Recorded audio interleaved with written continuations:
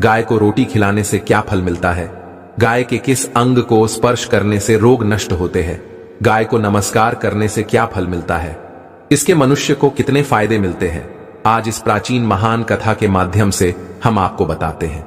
तो चलिए बिना देरी किए आपको सुनाते हैं गौ माता की यह महान कथा। दोस्तों, एक बार देवर्षि नारद भगवान श्री कृष्ण से मिलने के लिए द्वारका नगरी में पधारते हैं। भगवान श्री कृष्ण के पास आकर नारद जी उन्हें प्रणाम करते हैं। देवर्षि नारद को देखकर भगवान श्री कृष्ण प्रसन्न हो जाते हैं और पूछने लगते हैं, हे देवर्षि, आपका द्वारका में स्वागत है। आज किस प्रयोजन से द्वारका में आने का आपने निर्णय लिया? देवर्षि नारद हर्ष के साथ कहने लगते हैं, हे प्रभु, आप तो सब कुछ जानते हैं, फिर भी इस दास से पूछ रहे हैं। भला आपसे कोई बात छिपी हुई है? मेरे मन में क्या प्रश्न है, आपको भली भांति पता है। भगवान श्री कृष्ण कहते हैं, हे देवर्षि, मैं आपकी द्विधा को जानता हूं और यह भी जानता हूं कि आप समस्त मनुष्य जाति के कल्याण के लिए ही आज यहां पर पधारे हैं। आप निसंकोच होकर पूछें, आपके मन में जो भी प्रश्न हो। फिर देवर्षि कहने लगते हैं, हे प्रभु, यदि आप चाहते हैं तो मैं आपसे एक प्रश्न पूछने की चेष्टा करता हूं। प्रभु, मैं आज पृथ्वी लोक का भ्रमण कर रहा था तो मैंने बड़ा ही विचित्र दृश्य देखा। मैंने देखा कि कुछ दुष्ट मनुष्य गायों को मार रहे थे, वहीं दूसरी ओर कुछ मनुष्य गायों की पूजा भी कर रहे थे। तो प्रभु, यह दृश्य देखकर मुझे बड़ी व्यथा हुई। मनुष्य खुद के स्वार्थ के लिए निष्पाप पशुओं पर अत्याचार क्यों करता है? हे प्रभु, मेरे मन में यह जानने की जिज्ञासा हो रही है कि जो मनुष्य गाय की सेवा करता है, उसकी पूजा करता है, उसे क्या फल मिलता है, और जो पापी गायों पर अत्याचार करता है, उन्हें कौन सा दंड मिलता है? इस प्रकार से नारद जी द्वारा पूछे जाने पर भगवान श्री कृष्ण मुस्कुराते हुए कहने लगते हैं, हे देवर्षि, आपने बहुत ही उत्तम प्रश्न किया है। जो गायों को कष्ट देता है उसे तो उसके पाप कर्मों के लिए नरक में दंड अवश्य मिलता है, किंतु जो गायों की सेवा करता है उन्हें उत्तम लोकों की प्राप्ति होती है। गायों की सेवा करने से पृथ्वी लोक पर और परलोक में मनुष्य को कौन सा फल मिलता है, मैं आपको इस कथा के माध्यम से समझाता हूं। हे देवर्षि, आप इस कथा को ध्यान से पूरा जरूर सुने। इस कथा को जो भी मनुष्य सुनता है और इसका प्रचार करता है, उसके समस्त पाप नष्ट हो जाते हैं, उसे धन धान्य की प्राप्ति होती है और मृत्यु के बाद वह मेरे धाम गोलोक में जाता है। देवर्षि कहने लगते हैं, हे प्रभु, यह मेरे सौभाग्य है कि आपके मुख से मुझे यह कथा सुनने को मिल रही है। मैं इस कथा को ध्यान से पूरा सुनूंगा और इसका प्रचार मनुष्यों में करूंगा। भगवान श्री कृष्ण कहते हैं, हे देवर्षि, प्राचीन काल की बात है। पृथ्वीलोक पर वैवस्वत मनु के वंश में एक दिलीप नाम के राजा हो गए हैं। महाराज दिलीप धर्म का पालन करने वाले, गुणवान, चरित्रवान तथा महापराक्रमी थे। उन्होंने धर्म पूर्वक पृथ्वी का पालन किया और अपनी प्रजा को सदैव ही प्रसन्न रखा। उनकी प्रजा सदैव उनसे संतुष्ट रहती थी। मगध देश की राजकुमारी सुदक्षिणा महाराज दिलीप की पत्नी थी। महाराज दिलीप और महारानी सुदक्षिणा बड़ी ही प्रसन्नता से रहने लगे थे, किंतु अनेक वर्ष बीत जाने के बाद भी महारानी के गर्भ से कोई संतान नहीं हुई। तब महाराज दिलीप एकांत में बैठकर सोचने लगे कि मैंने कभी कोई पाप नहीं किया है और मैंने सदैव ही धर्म के मार्ग पर चलकर ही सभी कार्य किए हैं, फिर भी मेरे किस दोष के कारण मुझे संतान प्राप्ति नहीं हो रही है। इतना सोचकर वे बहुत चिंतित हो गए। फिर उनके मन में एक विचार आया कि इस समस्या का समाधान केवल गुरु वशिष्ठ जी ही कर सकते हैं। वे ही मुझे मेरे दोष के बारे में बताएंगे और पुत्र प्राप्ति के लिए कोई उपाय बताएंगे। इतना सोचकर महाराज दिलीप अपनी पत्नी के साथ गुरु वशिष्ठ जी के आश्रम पर पहुंच गए। आश्रम पर वशिष्ठ जी नित्य कर्म, ध्यान आदि कार्य समाप्त करके अपनी पत्नी अरुंधति के साथ बैठे हुए थे। उसी समय महाराज दिलीप रानी के साथ उनके पास जाते हैं और उनका दर्शन करते हैं। वशिष्ठ जी ने महाराज दिलीप का स्वागत किया और उनकी पत्नी अरुंधति ने महारानी का स्वागत किया और उनका कुशल मंगल पूछते हुए उन्हें आशीर्वाद दिया। वशिष्ठ जी महाराज दिलीप से कहने लगे, हे राजन, सब कुशल मंगल तो है ना? आप और महारानी का आज अचानक वन में मेरी कुटियाओं में पधारने का क्या प्रयोजन है? किस कारण से एक महान सम्राट को अपना राजपाट छोड़कर इस वन में आना पड़ा? इक्ष्वाकु कुल के सभी राजा महाराज पुत्र उत्पन्न करके उन्हें अपना राज्य सौंपकर तपस्या करने के लिए वन में आते हैं, किंतु आप अभी भी जवान हैं। आपने अभी अभी राज्य का कार्यभार संभाला है। आपने अभी तक पुत्र भी उत्पन्न नहीं किया है, फिर आप ऐसे अपना राजपाट छोड़कर वन में क्यों चले आ गए? ये आप जैसे महान सम्राट को शोभा नहीं देता है। फिर महाराज दिलीप कहते हैं, हे महर्षि, मैं आपके यहां पर तपस्या करने के लिए नहीं आया हूं। गुरुदेव, मैं आपके पास सहायता मांगने के उद्देश्य से आया हूं। कृपया आप मेरी सहायता कीजिए, मैं बहुत दुख में हूं। फिर महर्षि अगस्त्य कहते हैं, हे राजन, आपके जैसे महान सम्राट को भला किस बात की सहायता चाहिए? आप तो स्वयं सभी की रक्षा एवं सहायता करने में सक्षम हैं। महाराज दिलीप कहते हैं, हे गुरुदेव, मैं आपके पास यह जानने के लिए आया हूं कि किस दोष के कारण मुझे अभी तक पुत्र की प्राप्ति नहीं हुई है। कृपया आप अपनी दिव्य शक्ति से जानकर मुझे मेरा दोष बताइए और उस दोष के निवारण के लिए उपाय भी अवश्य बताइए। पुत्र के बिना मेरा जीवन व्यर्थ हो जाएगा, मुझे मुक्ति नहीं मिलेगी। तब महर्षि अगस्त्य कहते हैं, हे राजन, ये तो आश्चर्य की बात है, मैं अवश्य आपकी सहायता करूंगा। फिर महर्षि अगस्त्य अपनी दिव्य दृष्टि से महाराज के भूतकाल को देखने लगते हैं तो उन्हें राजा की एक भूल के बारे में पता चलता है। महर्षि अगस्त्य महाराज से कहते हैं, हे राजन, आपसे एक बड़ी भूल हुई है जिसका आपको ज्ञान नहीं है। जब आप इंद्रलोक में देवराज से मिलकर लौट रहे थे, तभी मार्ग में एक कल्प वृक्ष के नीचे खड़ी गाय और उसके बछड़े को आपने दुर्लक्ष्य कर दिया था। वह गाय और उसका बछड़ा अत्यंत भूखे और कष्ट में थे। आपने उस कामधेनु गाय को ना भोजन कराया और ना ही उसे नमस्कार किया। उस गाय ने आपसे सहायता भी मांगी, किंतु आप अपनी प्रसन्नता में खोए हुए थे और आपको उस गाय की पुकार भी सुनाई नहीं दी। आपकी कृतज्ञता को देखकर वह गाय अत्यंत दुखी हुई और उसने आपको श्राप दे दिया है। हे राजन, जो मनुष्य गाय को कष्ट में देखकर उसकी सहायता नहीं करता, भूखी गौ माता को भोजन नहीं कराता, उसे तो महापाप लगता है और उसी गाय के श्राप के कारण आपकी कोई संतान नहीं है। इस प्रकार से महर्षि अगस्त्य ने महाराज दिलीप को उनके दोष के बारे में बता दिया, जिसे सुनकर महाराज बहुत दुखी हुए और पश्चाताप करते हुए कहने लगे, हाय, ये मैंने क्या कर दिया? मुझ पर धिक्कार है। मेरी ही मूर्खता के कारण एक गाय को और उसके कोमल बछड़े को इतना दुख सहन करना पड़ा। मुझे तो अब राजा बने रहने का भी अधिकार नहीं है। महाराज महर्षि अगस्त्य से कहते हैं, हे गुरुदेव, मैं अपनी इस भूल को सुधारना चाहता हूं। कृपया आप ही मुझे कोई उपाय बताइए जिससे मैं इस घोर पाप से मुक्ति पा सकूं। मेरा अपराध क्षमा के योग्य नहीं है, किंतु फिर भी मैं प्रायश्चित करना चाहता हूं।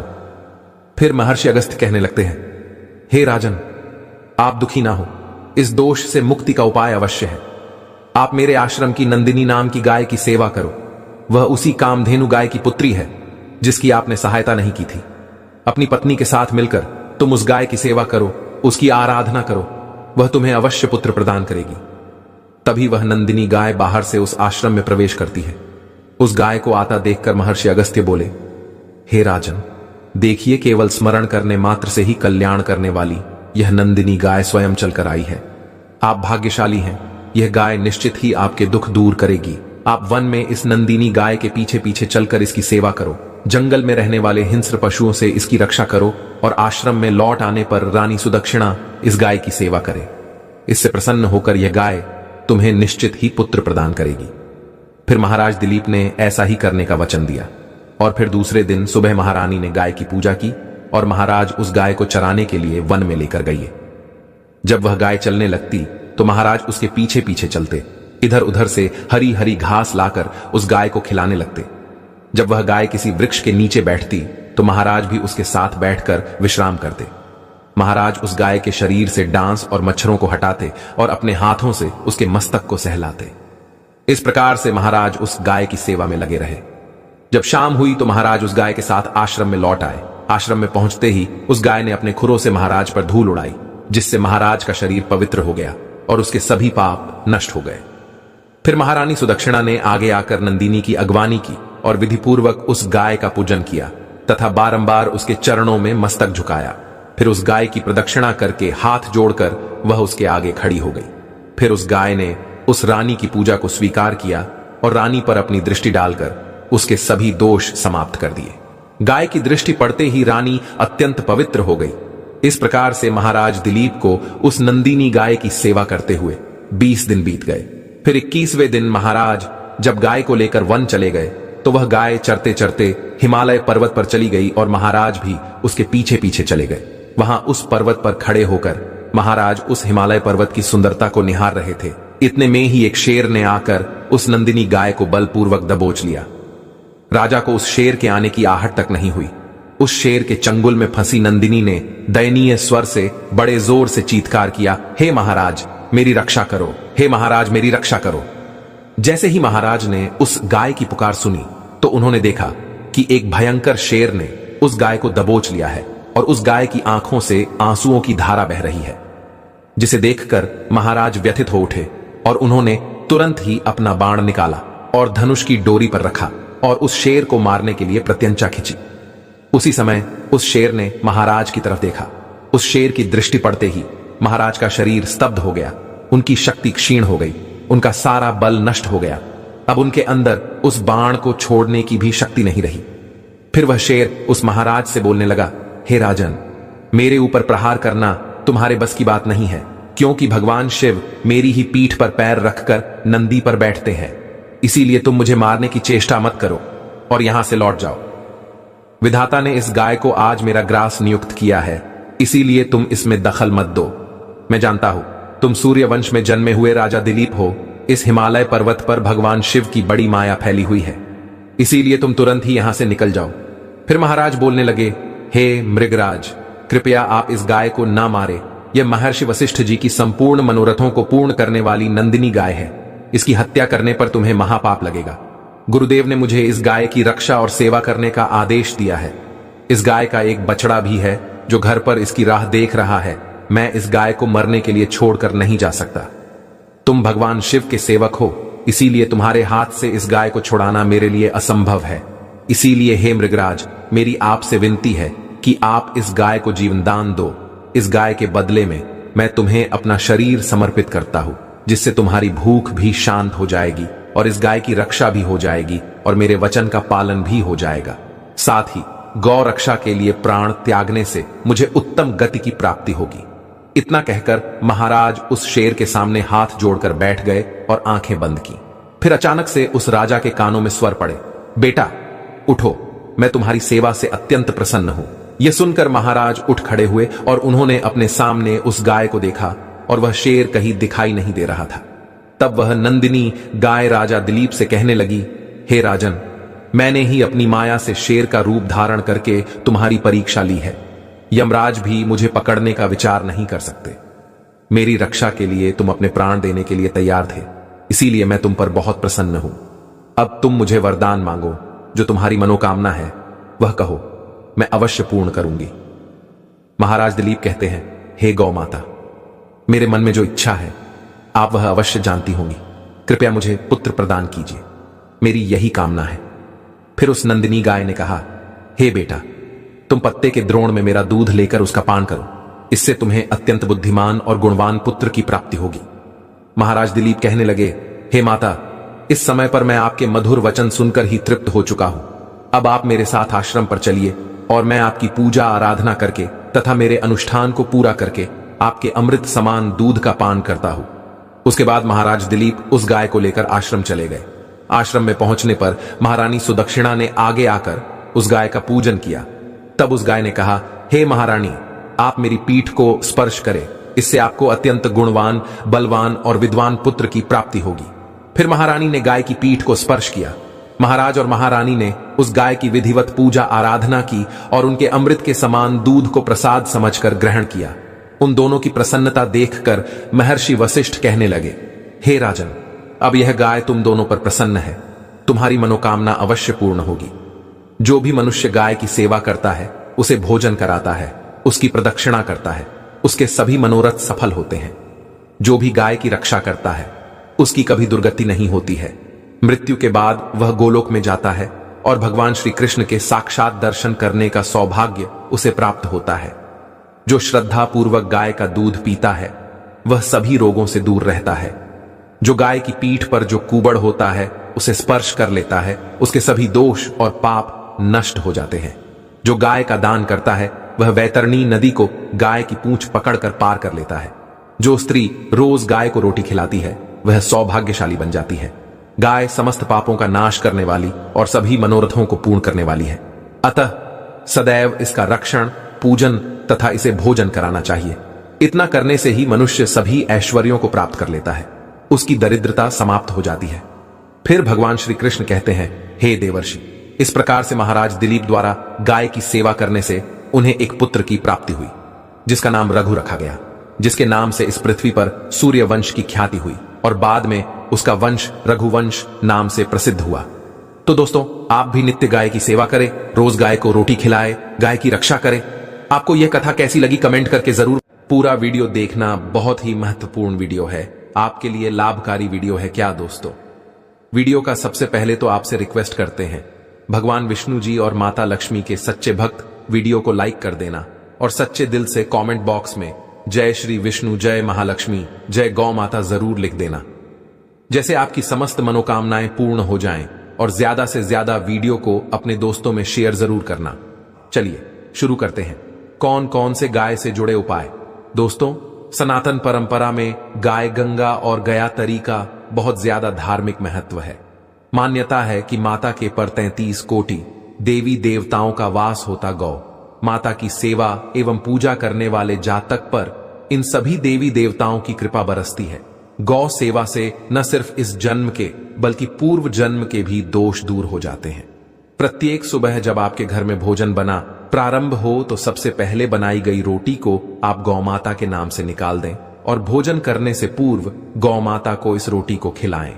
यदि संभव तो काली गाय को खिलाएं, यदि काली गाय न मिले तो सफेद गाय को भी हिला सकते हैं। प्रत्येक ऊर्जा और मांगलिक कार्य में गौ माता या उनसे जुड़ी चीजें जैसे गाय का गोबर, गोमूत्र, गाय का दूध अथवा गाय के दूध से बना भी जरूर शामिल करें, इससे आपको उन्हें की प्राप्ति होगी। सनातन परंपरा के अनुसार जिस घर में गाय होती है उस घर से जुड़े सभी वास्तु दोष हो जाते हैं। किसी भी पूजा में गाय से हासिल 5 मई युक्त प्रथा का उपयोग जरूर शामिल करें, क्योंकि पंचम के बिना कोई भी पूजा पाठ और हवन सफल नहीं होता। जहां दोस्तों व कृपा पाने के लिए प्रतिदिन, सप्ताह अथवा महीने में परिवार समेत एक बार गौशाला जाने का नियम जरूर बनाएं और वहां गायों को हरा जरूर खेल। इससे आपको शुभ फलों की प्राप्ति और साथ ही साथ गौ सेवा और ऊर्जा से 9 ग्रह शांत हो जाते हैं और इनसे जुड़े दोषों का निदान हो जाता है। गर्मियों में गौ माताओं को पानी पिलाएं और सदी में गौ माता को गुड़ जरूर खिलाएं। ध्यान रख कि गर्मियों में गाय को गुड़ खिलाएं। अनेक देवी देवताओं को अपने शरीर पर धारण करने वाली गौ माता से जुड़े कई शुभ और अशुभ संकेत भी होते हैं। मसलन गाय का दूध दुहते समय यदि गाय ठोकर मार दें और सारा दूध बिखर जाए तो अब शगुन होता है। यदि कोई निकल रहा हो और गाय अपने बछड़े को दूध पिलाती शाम में आ जाए तो निश्चित रूप से जिस यात्रा के लिए आप निकले हैं वह यात्रा आपके लिए जरूर ही सफल होगी और वह काम जिसके लिए आप निकले हैं वह जरूर ही होगा।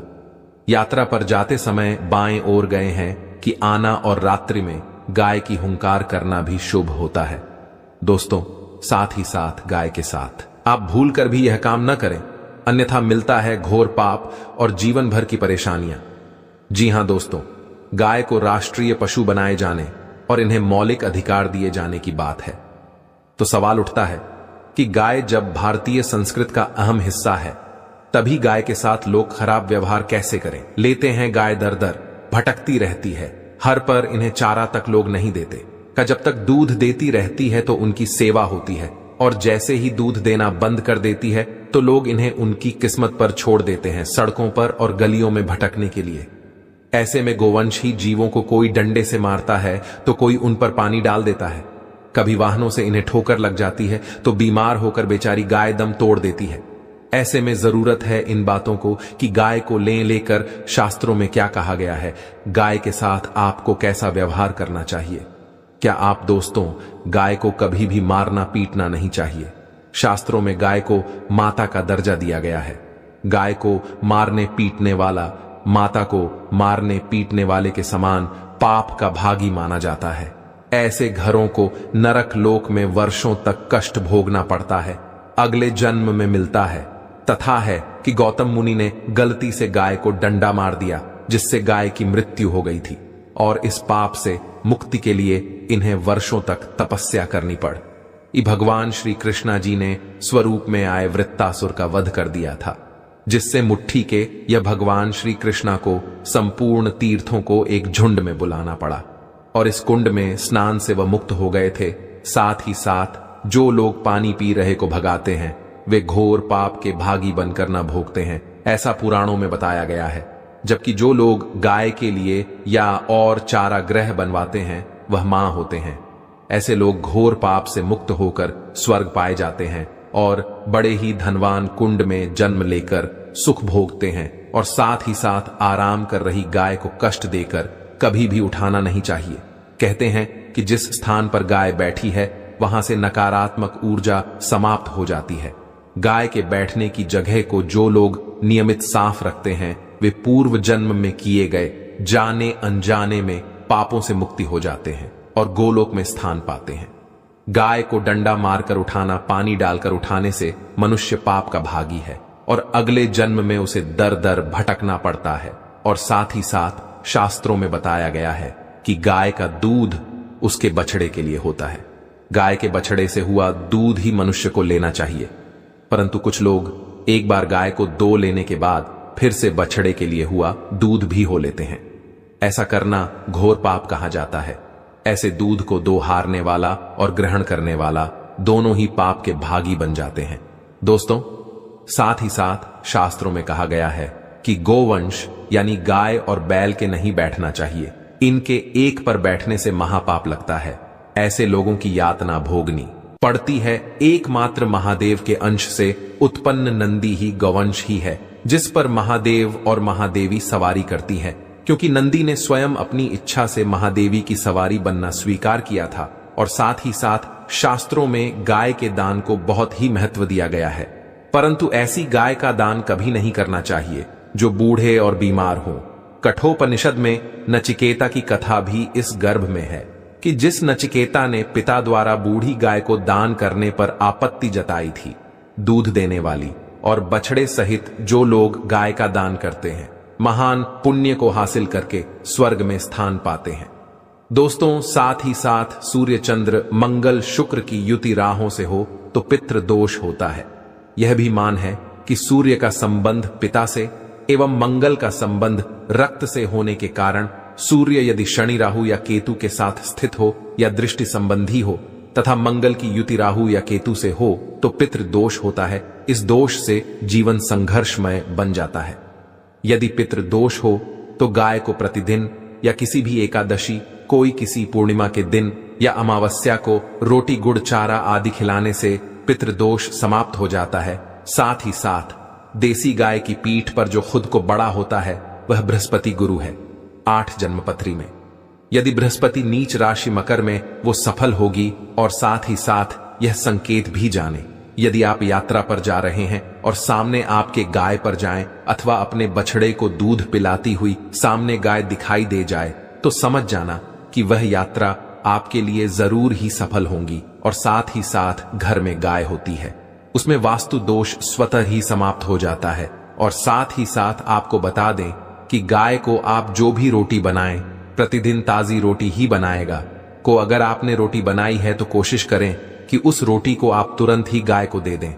अगर आप उस रोटी को रख देंगे और उस रोटी को अगले रोटी मानी जाएगी। गाय को कभी भी बासी रोटी न दें, इससे घर में नकारात्मक ऊर्जा वास करती है और जो भी कार्य आपके बनने वाले होंगे वह कार्य भी आपके बिल्कुल भी नहीं बनेगी। इससे आपके घर में हमेशा दरिद्रता आवास रहेगा और आप जिस भी कार्य को करेंगे उस कार्य में आपको हमेशा असफलता ही हाथ लगेगी। इसलिए को कोशिश करें गाय को रोजाना ताजी रोटी बनाकर खिलाएं और रोटी को बिल्कुल न रखें। बासी रोटी गाय को न दें और साथ ही साथ सदी की गाय को नहीं खिलानी चाहिए कि घर में कोई फल है, कोई सब्जी है। सर जाए तो लोग क्या करते हैं, गाय को खिला देते हैं। नहीं, ऐसा नहीं करना चाहिए। ऐसा करने से यदि आप गाय को खिलाते हैं तो और पाप के भागी बन जाते हैं। आप बिल्कुल भी सड़ी गली चीजें गाय को ना खिलाएं और साथ आटे की लोइयां बनाकर उनके ऊपर हल्दी लगाएं। इसके बाद आप उन 11 दोषियों को एक एक करके को खिलाएं। प्रत्येक लोई को खिलाते समय गाय के सींग हो पर हाथ फेरें, पीठ पर हाथ फेरा, मस्तक पर हाथ फेरा। माता कहा कि आप चरण के स्पर्श करें। जहां दोस्तों ऐसा करने से आपके समस्त कार्य बनने लगेंगे। जो दुख का समय चल रहा है वह भी समाप्त होगा। आपके जीवन में खुशियां ही खुशियां होंगी। और एक बार आप 7 बार गाय की परिक्रमा भी कर लें तो आपके समस्त कार्य पूर्ण होंगे। साथ ही साथ आप गाय को जब भी रोटी दे, रोटी पर या तो आप थोड़ी हल्दी लगा लें या थोड़ा गुड़ रख लें, तब गाय को खिलाइए। आशा है आज की प्रस्तुति आपको समझ आ गई होगी। पर वीडियो अच्छा लगा हो तो चैनल को सब्सक्राइब